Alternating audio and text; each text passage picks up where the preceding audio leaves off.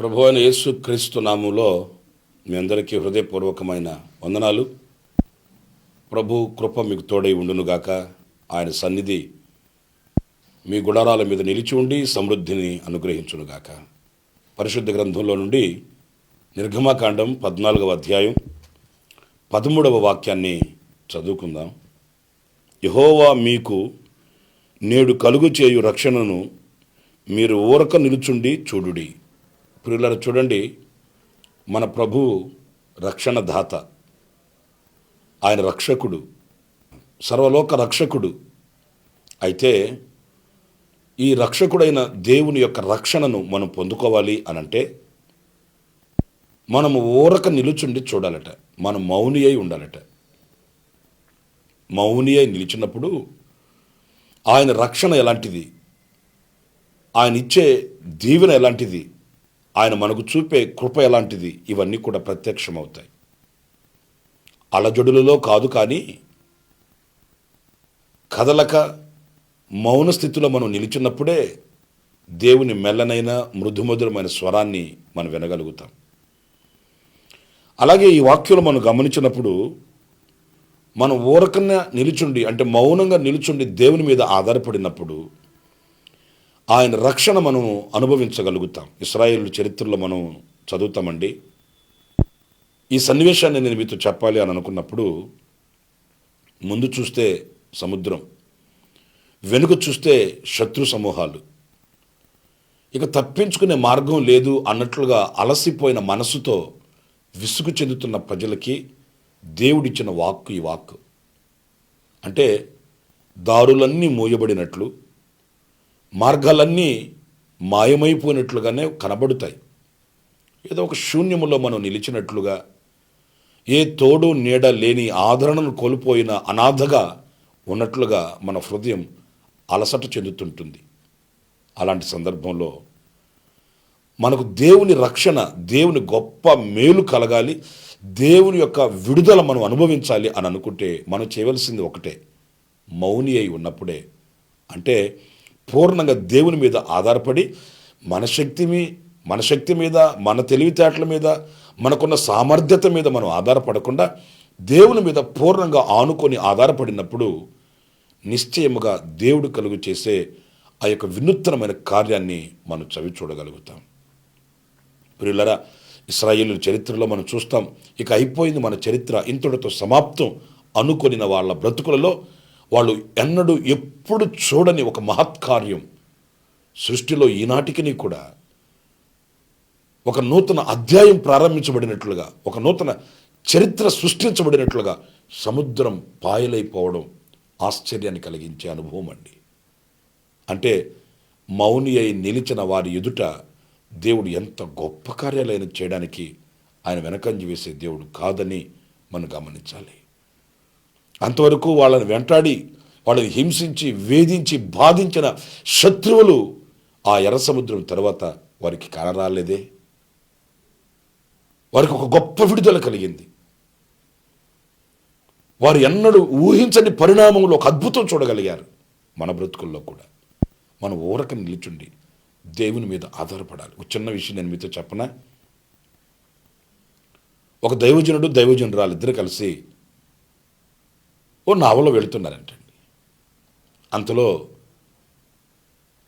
ఆ సుడిగాలి ఆ నావను కుదిపేసింది. ఓ బీభత్సంగా వర్షం కురుస్తుంది. అంతలో ఆ నావలో వెళుతున్న ఆ దైవజనుడు, దైవజనురాలు ఇద్దరు కలిసి ఏం చేయాలో అర్థం కాని పరిస్థితుల్లో, దారి తెన్నులు తెలియని పరిస్థితుల్లో చీకటిలో చిక్కిపోయారు. కానీ ఆశ్చర్యమైన సంగతి ఏంటంటే, ఆ దైవజనుడు ఎంతో నిబ్బరంగా, నిమ్మళంగా, ఎలాంటి కలత లేకుండా హాయిగా ఉన్నాడంటండి. అంతలో ఆయన భార్య అయిన ఆ దైవజనురాలికి ఎక్కడ లేని కలవరం వచ్చేసింది. అయ్యో, మేము తీరం చేరలేమేమో, అద్దరికి వెళ్ళలేమేమో, ఈ చీకటి మమ్మల్ని జయిస్తుందేమో అని కలత చెందుతూ కేకలిస్తుంది.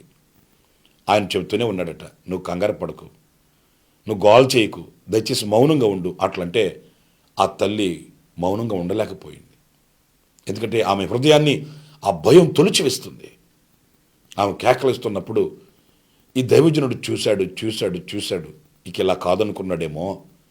వెంటనే అక్కడ ఒక కత్తి ఉంటే ఆ కత్తి తీసుకొని కోపంతో అన్నాడట, నిన్ను చంపేస్తాను ఇక్కడ, నువ్వు కంగారు పడద్దు, గోల్ చేద్దాం అంటున్నాను కదా, ఎందుకు అట్లా గోల్ చేస్తున్నావు, చంపేస్తాను నిన్ను అని అన్నాడట. అప్పుడు ఆమె అంటుందట, నువ్వెందుకు చంపుతావండి నన్ను? కత్తి తీసుకున్నంత మాత్రాన కత్తితో పొడుస్తావేంటి? నువ్వు చంపేస్తావేంటి? నువ్వు చంపలేవు నన్ను అనిందట. అప్పుడు ఆయన అన్నాడు, ఎందుకని అట్లంటే, నువ్వు నన్ను అమితంగా ప్రేమిస్తున్నావు కదా, నీవు నన్ను గాఢంగా ప్రేమిస్తున్నావు కదా, మరి అంత గాఢంగా ప్రేమించే నీవు నన్ను ఎలా చంపుతావండి అనిందట. అప్పుడు ఆ దైవజనుడు చెప్పాడట, గాఢంగా ప్రేమించే నేనే నేను చంపలేనే, మరి ప్రాణం పెట్టేంతగా ప్రేమించి పేరు పెట్టి మనల్ని పిలిచిన దేవుడు మనల్ని ఎట్లా చంపుతాడు? అప్పుడు కనువిప్పు కలిగింది ఆమెకి. నిజమే కదా, నన్ను ప్రేమించే భర్తే నన్ను చంపలేడే, మరి నన్ను సృష్టించిన నా తండ్రి నన్ను ఎలా చంపుతాడు? నిజం కదండి ప్రియులరా. ఎన్నో అలజడులు, అవాంతరాలు, అభ్యంతరాలు మన ఎదుట నిలుస్తాయి. సముద్రమే మన ఎదుట వికటాటహాసముగా, పరిహాసాస్పదముగా నిలిచి ఉండవచ్చు. శత్రు భయాలు, ఎన్నో కుట్రలు, కుతంత్రాలు మనల్ని ఆవరించవచ్చు. కాలు కదపలేని పరిస్థితులలో కటికి చీకటి మనల్ని వేధించవచ్చు. ఒకటి మాత్రం వాస్తవం, మనం ఊరకుండి ప్రభు మీద ఆధారపడినప్పుడు ఆయన రక్షణ ఏంటో ప్రత్యక్షమవుతుంది. ఆయన కార్యాలేంటో మనం చూడగలుగుతాం. కనుక మన హృదయాన్ని నిమ్మలపరుచుకోవాలి, నిబ్బరము కలిగి ధైర్యముగా ఉండాలి, దేవుని మీద ఆధారపడాలి. అప్పుడు రక్షణ కలుగుతుంది. రెండవ అనుభవం ఏంటంటే, ఇర్మియా గ్రంథంలో 31వ అధ్యాయం 16వ వాక్యం, యెహోవా ఈ ఆజ్ఞ ఇచ్చుచున్నాడు, ఏడవక ఊరుకొనుము, కన్నీళ్లు విడుచుట మానుము, నీ క్రియ సఫలమై జనులు శత్రువుని దేశంలో నుండి తిరిగి వచ్చెదరు. ఇదే యెహోవా వాక్. ఇక్కడ మనం ఊరకుండిన ఎడల మన క్రియ సఫలమవుతుందట. మన పని సఫలం కావాలి అని అనుకుంటే మనం చేయవలసింది ఏదో పరుగులు తీసి, రాత్రి బావులు రెక్కల ముక్కలు చేసి, రక్తాన్ని ఆవిరి చేసి, నా ఆలోచన ద్వారానే ఇది జరగాలి అని కాకుండా, మనం దేవుని మీద పూర్ణమైన నమ్మకం కలిగి కన్నీళ్లు విడుచుట మాని, మనం ఆయన యందు ధైర్యాన్ని పొందుకొని మనం నిశ్చింతగా ఉన్నప్పుడు మన క్రియ సఫలమవుతుందటండి.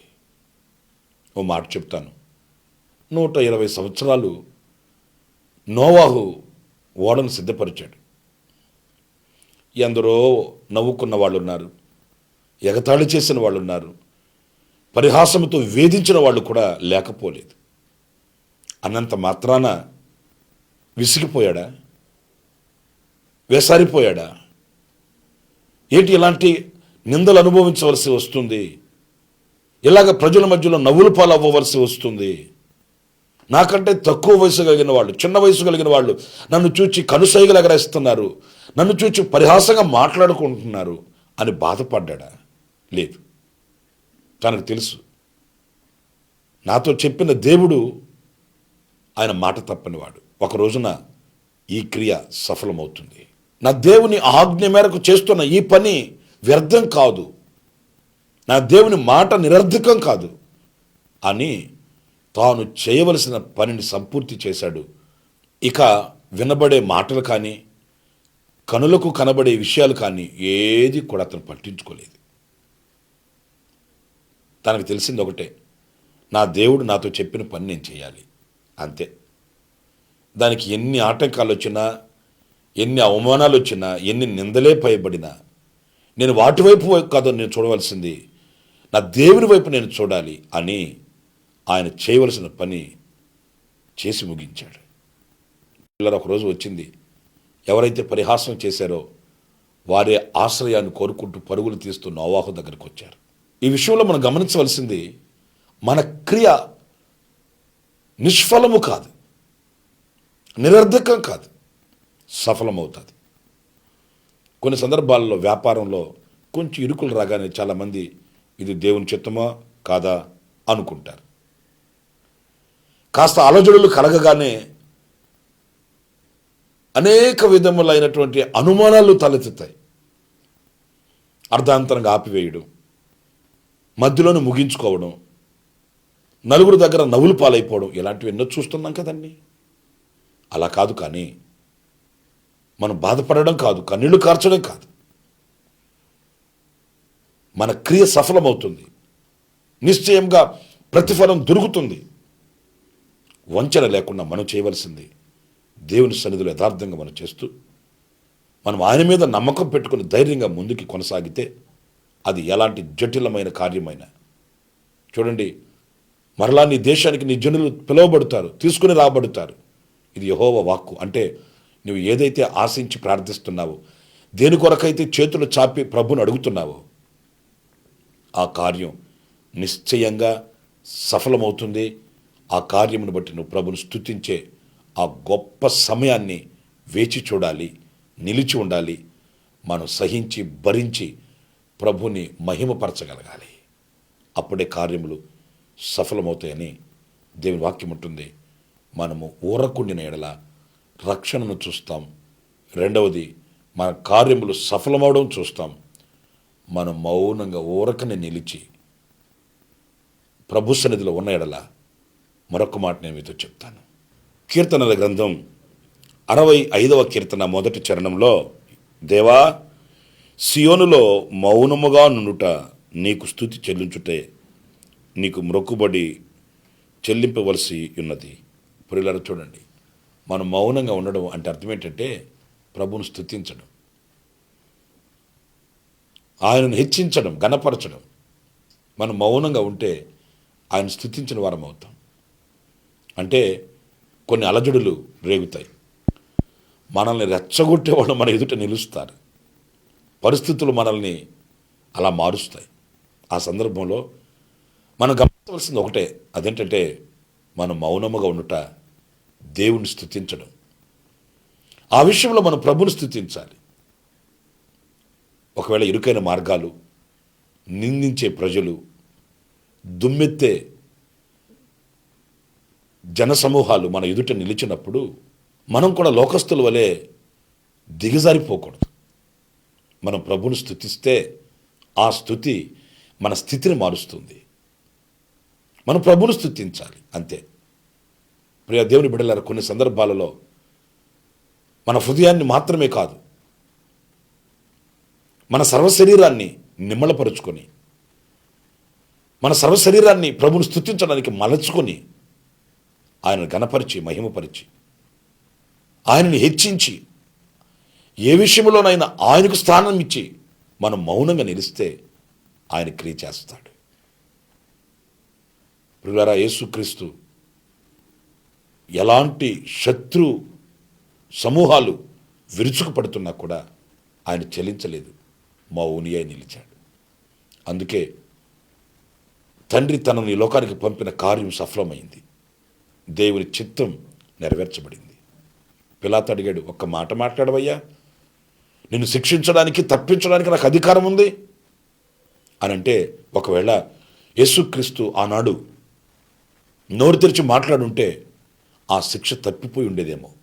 కానీ తప్పించుకోవడానికి కాదు కదా యేసు ప్రభు వచ్చింది, తండ్రి చిత్తాన్ని నెరవేర్చడానికి వచ్చాడు. మన బ్రతుకుల్లో కూడా దేవుని చిత్తం నెరవేర్చబడాలి, ఆయన సంకల్పం నెరవేర్చబడాలి, ఆయన ఉద్దేశములు మనలో సంపూర్తి కావాలి అనుకున్నప్పుడు మనం మౌనంగా నిలిచి స్తుతించాలి. 3 విషయాలు నేను మీతో చెప్పాను. 1, మౌనంగా ఉంటే రక్షణను చూస్తాం. మౌనంగా ఉంటే మన క్రియ సఫలమవడం చూస్తాం. మౌనంగా ఉంటే ప్రభువును స్తుతించగలుగుతాం. అలాంటి నిమ్మళమైన మనస్సును ప్రభు మనకు ఒక్కొక్కరికి అనుగ్రహించి, ధైర్యాన్ని, స్థైర్యాన్ని ప్రభు మనకు అనుగ్రహించి నడిపించును గాక. ఆమేన్. తలలో వంచండి, ప్రార్థన చేసుకుందాం. కృపా సత్య సంపూర్ణుడా, మీకు వందనాలనైనా. ఊరక నిలుచుండుట వలన కలిగే ఆశీర్వాదాలు అలాంటివో మీ లేఖనాల్లోంచి మేము నేర్చుకోగలిగాం. ఆ రీతిగా మీరు మమ్మల్ని నడిపించండి, మమ్మల్ని దృఢపరచండి, స్థైర్యాన్ని ధైర్యాన్ని పుట్టించండి. ఏ అలజడులకు ఆటుపోట్లకు కలత చెందక కరుణామయుడా మీ కరముల చెంత విశ్రాంతి పొందడానికి సహాయం చేయండి. అలజడులు దాటిపోయేంత వరకు, ఉవ్వెత్తున లేచే అలలన్నీ నిమ్మళమయ్యేంతవరకు, ఆకాశంలో చిరుదీపం కనిపించేంతవరకు, అడుగులు తడబడక నీ యందు స్థిరముగా ఉండే బుద్ధిని మీరు మాకు ప్రసాదించి మాకు జయాన్ని అనుగ్రహించి నడిపించమని మమ్మల్ని ఒక్కొక్కరిని మీ చేతులకు సమర్పించుకుంటూ యేసు నామములో ప్రార్థించి వేడుకొనుచున్నాను తండ్రి. ఆమెన్. ఆమెన్. ప్రభు మిమ్మల్ని దీవించి ఆశీర్వదించునుగాక. ఆమెన్.